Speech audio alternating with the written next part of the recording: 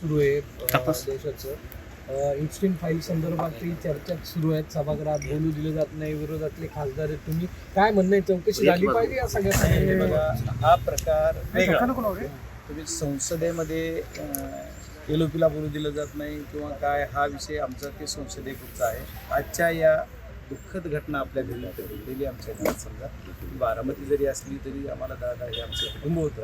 त्याच्यामुळे आम्ही त्या संसदेतल्या विषयी इथं काही बोलावा महाराष्ट्रात तो दिल्लीतून बोलतो.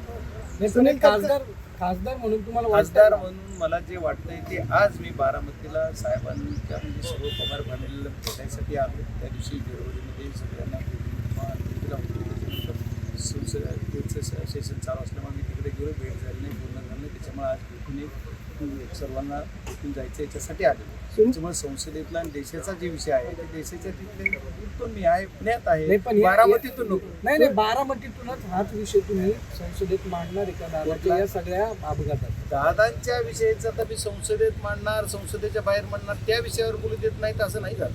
विषय बोलणं न बोलणे हा संसदेतला विषय वेगळा आहे.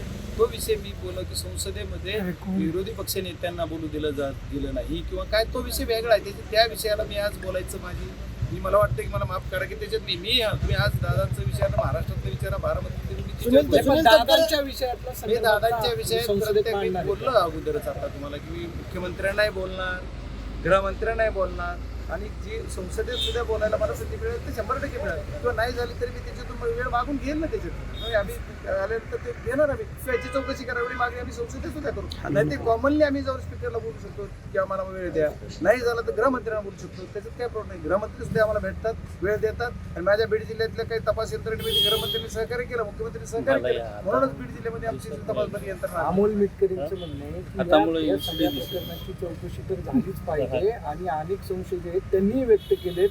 रोहित पवारही म्हणतात की त्यांनाही अनेक संशय आहेत. ते 12 तारखेला या संदर्भात विलंब होतो या सगळ्या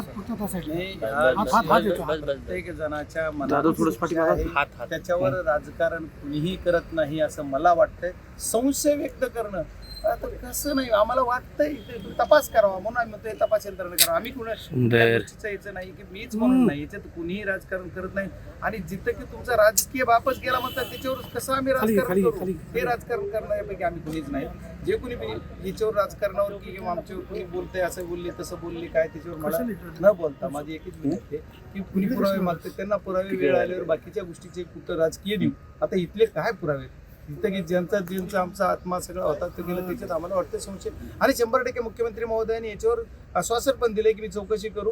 आणि मला वाटतं त्यांनी CID तपास सुद्धा दिलेला आहे. म्हणजे ते पर्याय केंद्र यंत्रणेकडेच येतोय. आम्ही त्याच्यात अमित शाह साहेबांना पण भेटू आणि लवकरात लवकर याच्यात तपास करायला लावू. पण वाटतं का तुम्हाला निपक्षपाती? 100% होईल मला वाटतं, काय अडचण. आपण म्हणाला की विलगीकरण संदर्भात शरद पवार निर्णय घेतील, परंतु आपण बघितले की साहेबांच्या स्टेटमेंट नंतर सुनील तटकरे असतील, प्रफुल्ल पटेल असतील किंवा छगन भुजबळ असतील यांनी U-टर्न घेतलेला आहे.